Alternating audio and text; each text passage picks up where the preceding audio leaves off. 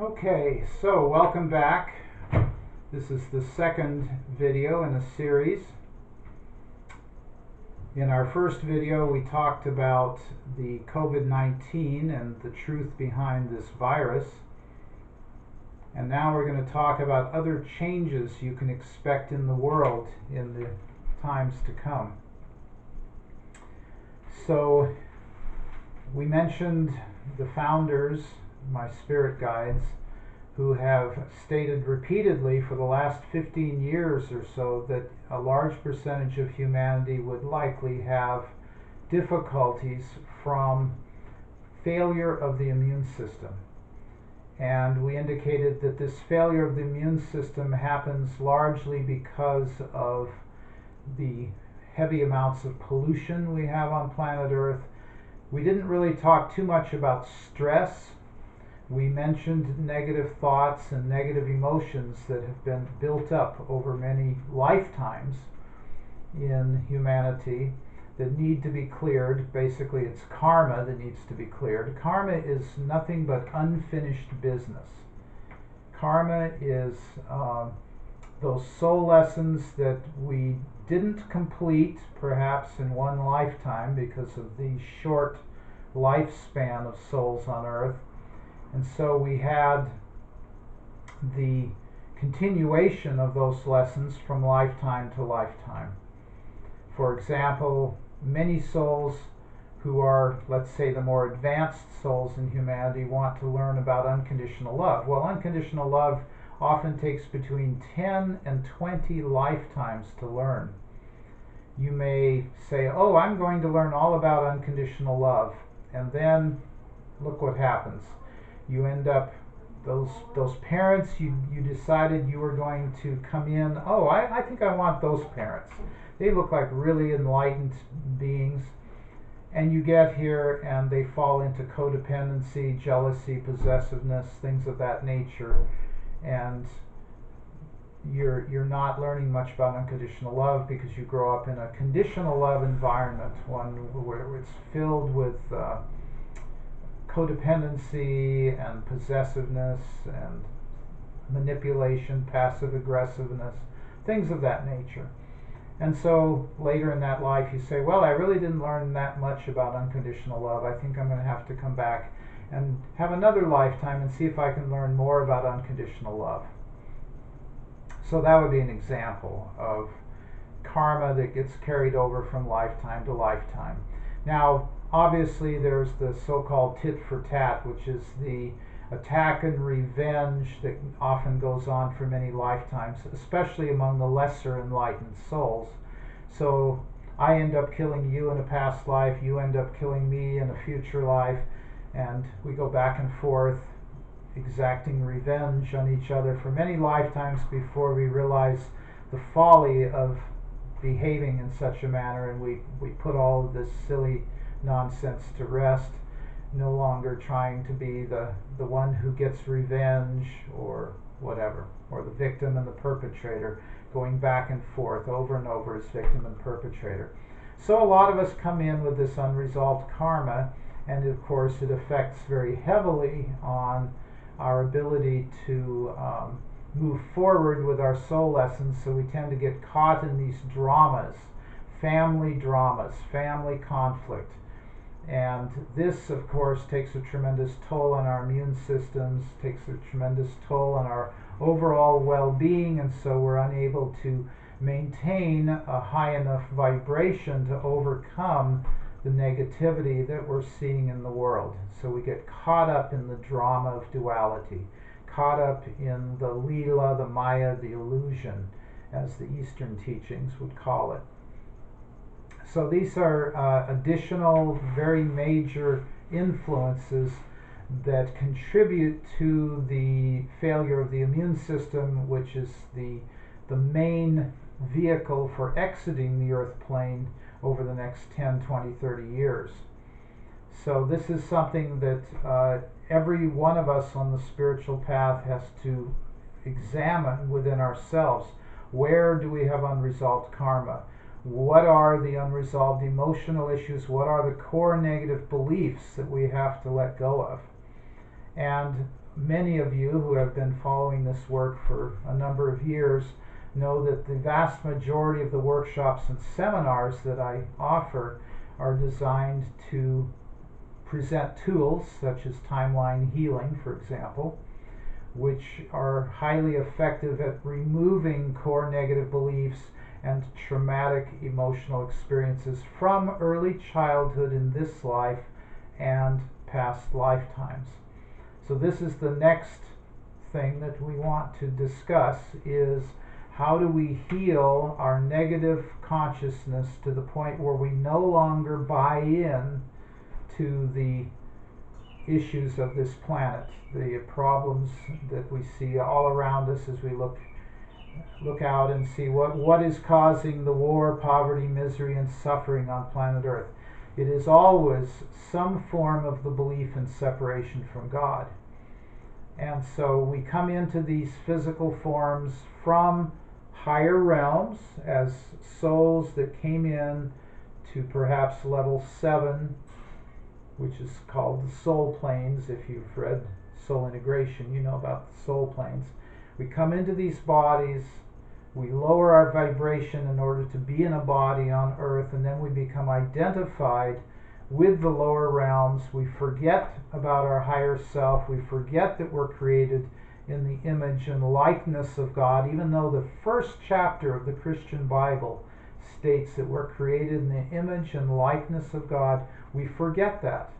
We become identified with these material forms, or attached to materialism, attached to this idea of a separate self, which we call the ego. And then we don't have the access. We seem to lose our access to the higher frequencies that are coming in. We seem to lose our memory of the kingdom of heaven that is within. We are powerful, creative, spiritual beings. That is who we are. And these powerful, creative, spiritual beings are destined to move into higher levels of evolution.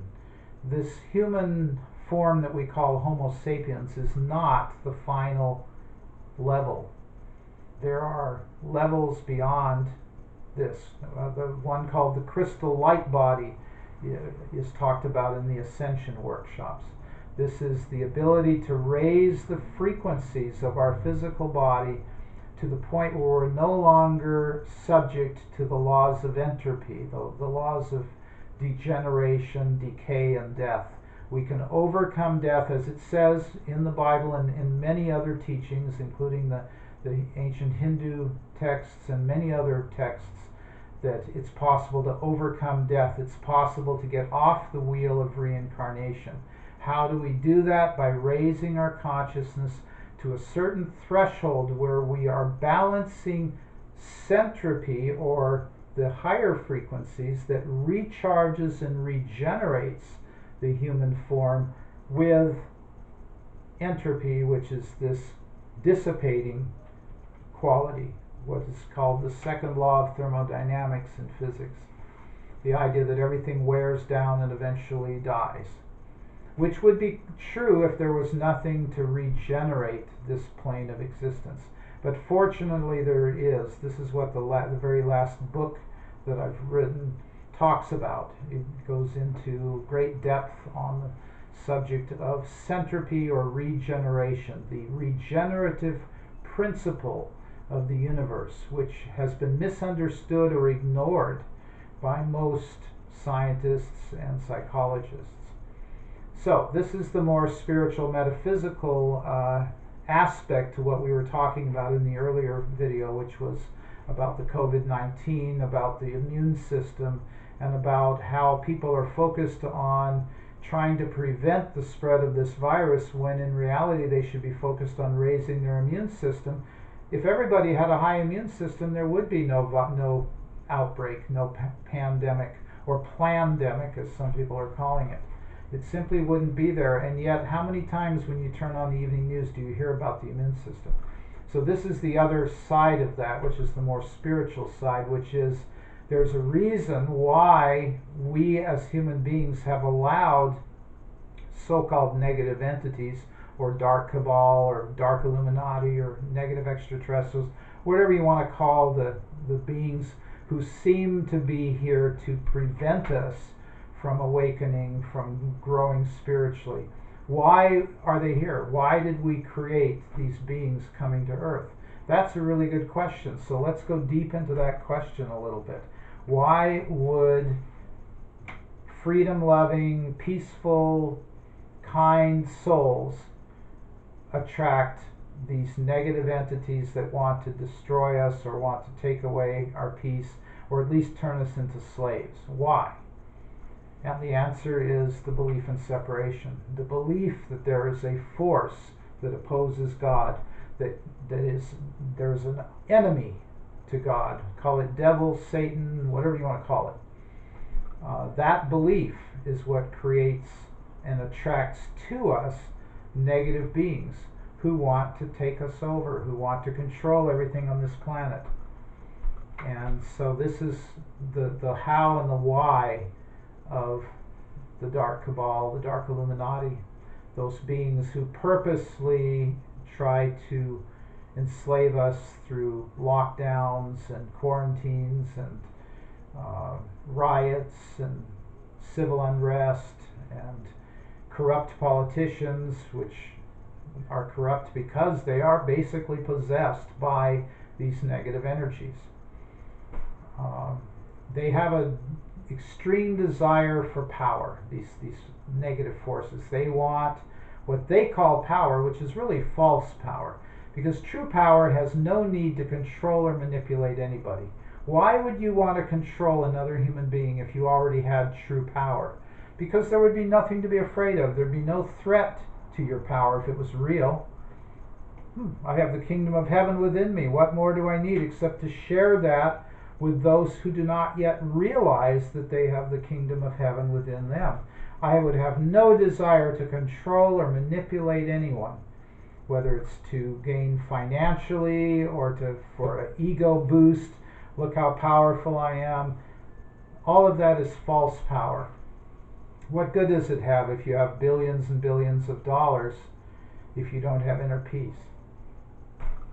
So these are the issues that are facing humanity, and it's going to probably get worse before it gets better, because most of humanity is attached to the old ways of thinking, which is I'm a helpless little human being. I need my government to protect me, or I need my weapons to protect me, or I need my belief systems to make me feel good. I'm unwilling to take a look at what's really going on, which is that I have bought into the belief in separation, and therefore my whole life is geared towards getting things from the outside world instead of true giving and receiving, which comes from within.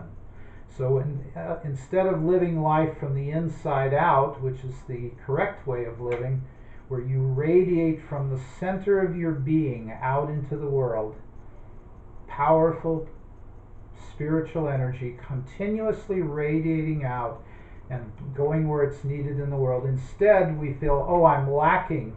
I don't have enough. I need to take from others. I need more from the outside world. This is the ego's view of reality. And it's that view of reality